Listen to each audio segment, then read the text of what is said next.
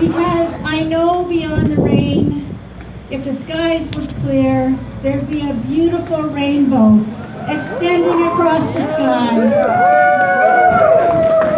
And I know that there are many of our brothers and sisters who are not here today because of the time lapse. And yet, they would be the ones swinging from the rainbow, cheering us on.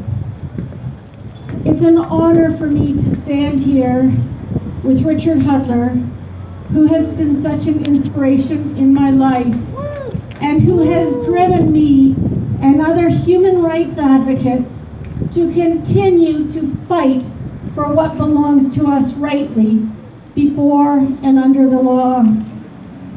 And Richard Huddler came forward in 1995 on behalf of an amazing organization called HALO, the best dance club in London. And he asked that the City of London proclaim Pride Weekend for the LGBTQ communities. And regrettably, that human rights request was denied. And I was on that council, and because of Joe Swan, the entire issue came to council for a decision, and 5 members of London City Council supported and endorsed the proclamation. And I don't think they're here today, but I want to acknowledge Sheila Davenport and Joe Swan particularly, because they also gave evidence at the Human Rights Commission, and it was very brave and courageous of them to do so at that time.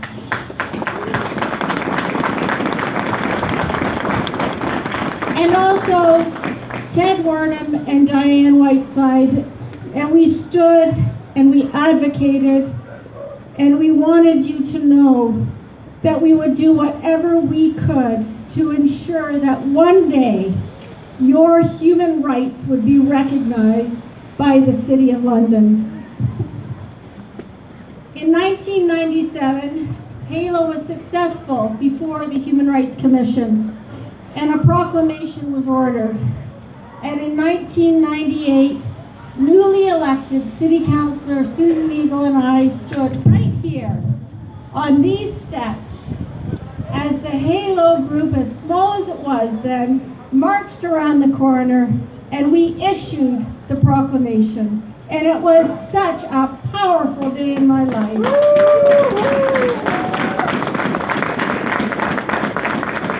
The LGBTQ communities have made a difference in the lives of all of us, and in fact, changed the course of life for many individuals who were not even born in 1995. It made it possible for us to gather at Pride, and what a gathering it is every single year. I'm happy to see that this apology is being made to the LGBT plus communities through the name of HALO. At the time, it was necessary for a human rights complaint to be made by an individual. HALO asked for the proclamation. As president of HALO, the complaint had to be made in my name. I could not have taken on that battle without the tremendous support that I received, not only from HALO, but from the members of the public, London and beyond, and even from some city councillors, as Megan mentioned, and staff. 20 years ago, accepting the proclamation that was finally issued, I said that this is HALO's gift to all of London.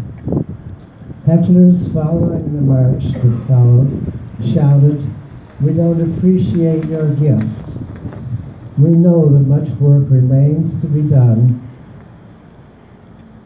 in support of people who are different. Still, today's event gives me confidence that the sentiment reflected by those hecklers is changing. No longer can I presume to speak for our communities, but speaking personally, I want to accept this apology and thank Mayor Brown very much. It is my honor to present London's Mayor, His Worship, Matt Brown.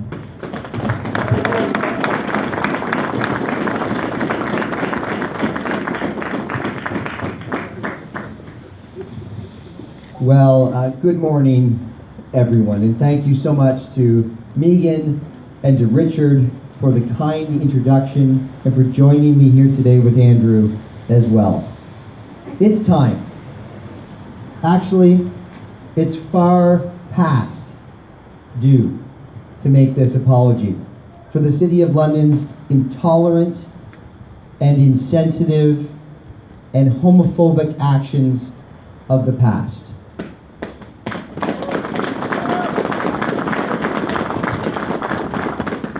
Today, I stand before you and wholeheartedly say, I am sorry.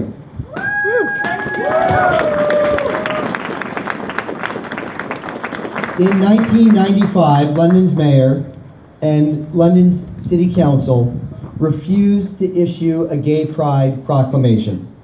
As mayor, I believe this is shameful. I believe it is a regretful part of our city's history.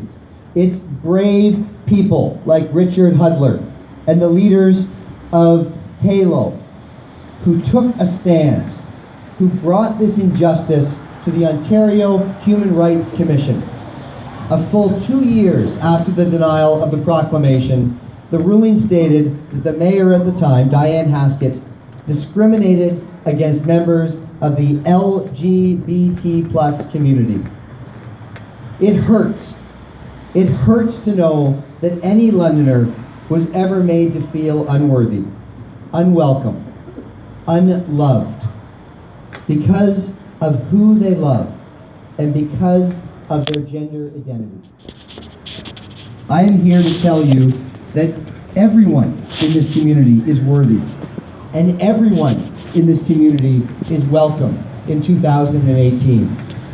I have heard some people call my apology political. I need everyone here to know that I am apologizing because I believe we simply cannot afford to be silent bystanders any longer.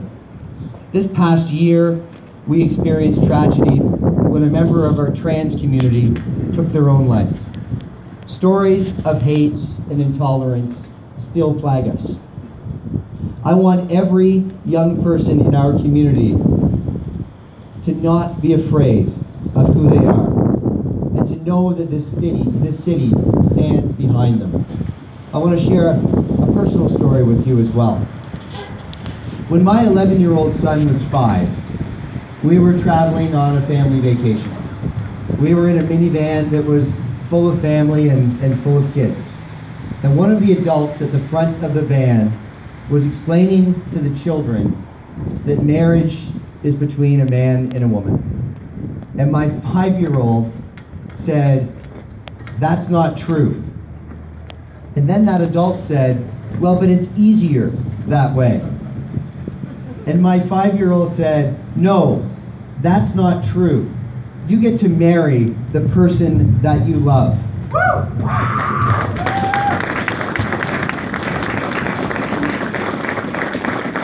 He made me so proud. And Megan spoke about hope. And that's the kind of hope that we all need to hang on to. Today, I'm also proud to announce that every one of my staff in my office and myself have taken or are taking positive space training.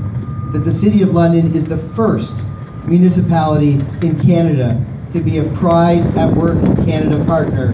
And we have an employee resource group for the LGBT+ employees as well.